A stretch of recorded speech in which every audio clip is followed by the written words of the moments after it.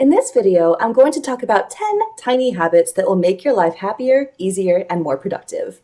We've probably all had a few big, intimidating changes that we'd like to make in our lives, but sometimes it can be useful to start small so that we have a strong foundation of good habits to build upon. For those of you who are new here, welcome. I'm Sara Stilleke. I'm a scientist, and my channel is all about how to level up to become more productive and successful. So if that's something you're looking for, please subscribe to my channel, because I release new videos every Tuesday and Friday. Habit number 1 is to write down your goals for the day. This can help give you direction and focus for your day. I personally like to use the Ivy Lee method, which is where you start each day by writing down 6 things that you want to accomplish. You start with the first item on your list and work your way down until you've completed them all. I found that this helps me narrow down my goals to the most important things and think about how I'll spend my day in advance. It definitely helps keep me on track during the day and makes me feel more productive. Habit number 2 is to break things down into tiny actions to make them more approachable. When you have a complex, multi-step task to accomplish, it can be overwhelming to get started. By breaking down the task into the tiniest next action, you can reduce the friction of getting started. For example, the prospect of finding a new dentist might sound intimidating. But if your tiny next action is look on the insurance website for a list of dentists who accept my insurance, or search on Yelp for well-reviewed dentists near me, the task suddenly becomes more approachable and you're more likely to get started. Habit number 3 is to regularly revisit your goals. When we get caught up in the day-to-day business of daily life, it can be easy to forget about the goals and objectives we set for ourselves. But if you prioritize looking at your goals regularly, they will stay at the top of your mind, and you're more likely to reach them. I'm a huge fan of vision boards. I printed out a copy of my own vision board and taped it to the wall in my office so that I can always be reminded of what I'm working toward. It's also the background on my computer. I've made it purposefully in my face to help me reach my goals. Habit number 4 is to practice mindful breath work. This can be in the form of meditation or just taking 5 deep breaths in and out whenever you feel stressed. Mindful breathing has been scientifically proven to reduce your blood cortisol levels, which can help you feel less stressed and get out of that swirl in your head so that you can come back to live in the present moment. When I'm feeling freaked out or panicked, I started focusing on my breathing and found that it grounded me and brought my mind back to the present moment so I could get back to my day. Habit number 5 is to start or continue a daily journaling habit.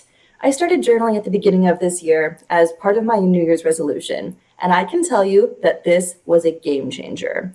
Just the simple act of writing about what happened during the day and how you're feeling helped me empty out my thoughts from my brain and onto the paper. I was actually surprised how calm it made me feel, and now this is something I look forward to doing every day. Habit number 6 is to disconnect from technology. I don't know about you, but I'm definitely glued to my technology. I even carry my phone with me when I go to the bathroom. For this habit, I'd suggest starting off small.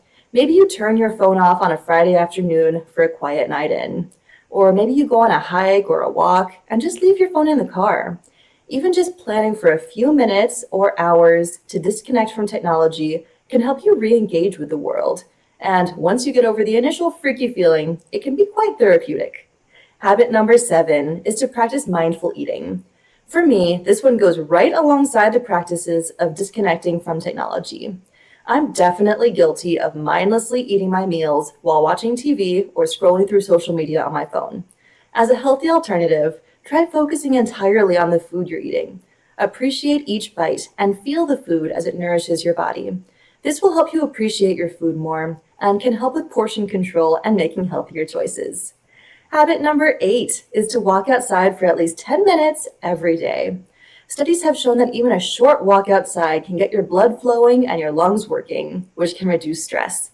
Sometimes during the workday, I'll encounter an issue that makes me feel stuck and unsure how to proceed. Instead of stressing about it, now I'll go for a short walk outside and then revisit the issue with a refreshed mind. This has helped me immensely, as I try to do at least 1, if not more, short walks every day. Habit number 9 is to practice affirming others. Take some time to feel gratitude for the contributions, successes, and the shared humanity of the people around you. Tell the barista that makes your coffee in the morning that you appreciate them, and really mean it. Respond to a friend's post on Facebook, letting them know that they're doing great and that you're thinking of them. Express your gratitude for a coworker for helping out, even for the smallest things. By expressing gratitude and affirming the people around us, we'll start to become more connected with the people in our circle. And finally, habit number 10 is to practice gratitude and grace with yourself. We can be so mean to ourselves sometimes. Like, if other people spoke to us the same way we sometimes speak to ourselves, we might punch them in the face. Practice being kind to yourself. Forgive yourself when you make a mistake, rest when you feel tired, and acknowledge that you're doing your best. This is something I definitely still struggle with, but in the moments when I'm able to be kind to myself, I feel much happier and more at peace. And these are the 10 tiny habits that can make a positive impact on your life.